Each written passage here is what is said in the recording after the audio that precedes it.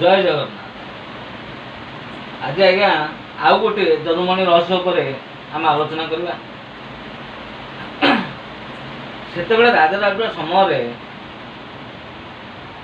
प्रत्येक राज्य केते सब राजकवि थिले सब गोटे राज्य अलग राज्यर राजदरबार को निमंत्रित होकर जाऊे। तर्कशास्त्र उपर अन्य कवि मान सहित आलोचना होता।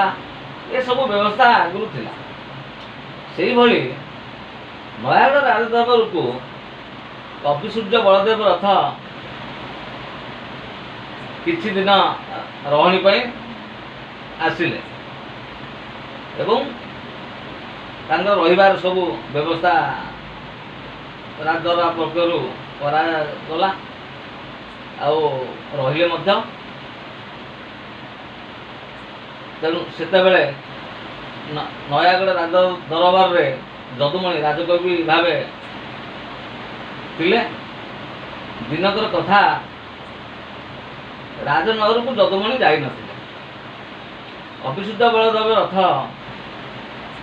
दुईटी आंब सहित गोटे चिठी लिखि गोटे लोक हाथ में जदुमणि पाखक पठाइले। लोकटी जाई जदुमणि घरे पहुंची जदुमणि को दुईटी आंब एवं चिठी देला। चिठी लिखा थिला सुआ दिगला सारी दिगला, सुआ दिगला आउ सारी दिगला। अर्थात यार अर्थ सुआ सारी परी दुईटी भल आंब पठा गला। जदुमणि देखिले सेठुरु गोटे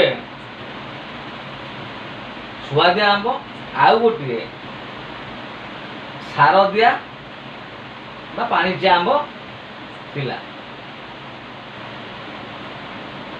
तेणु यही आंब देखी जदुमणि आउ गोटे प्रत्युत्तर आउ गोटे कविता लिखिले।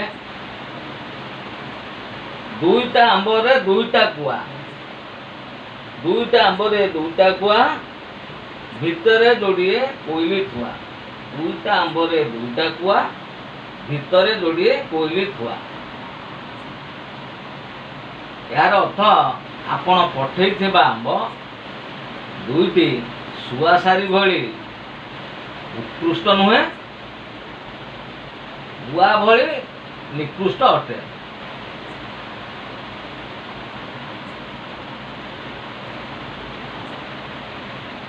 यापर लोकटी जदुमणिकर ये प्रत्युत्तर नहीं चिठी नहीं अभिषुद्ध बलदेव रथ पाखे पहुँचाइला।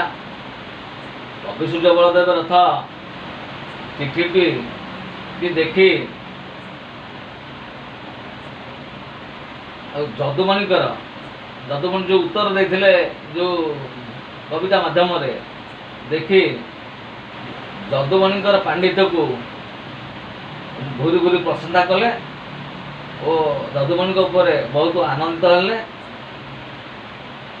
से देइथिबा उत्तर आउ पाइथिबा उत्तर बहुत मजालिया रही। तेणु जदुमणिकर ये भाया पांडित्य उपर अभिषुद्ध बलदेव मध्य माने प्रशंसा करने पछाऊ न।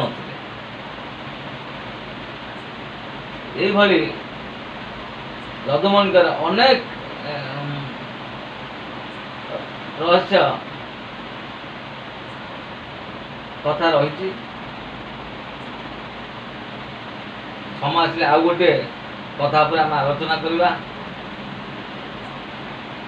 एति रोची। जय जगन्नाथ।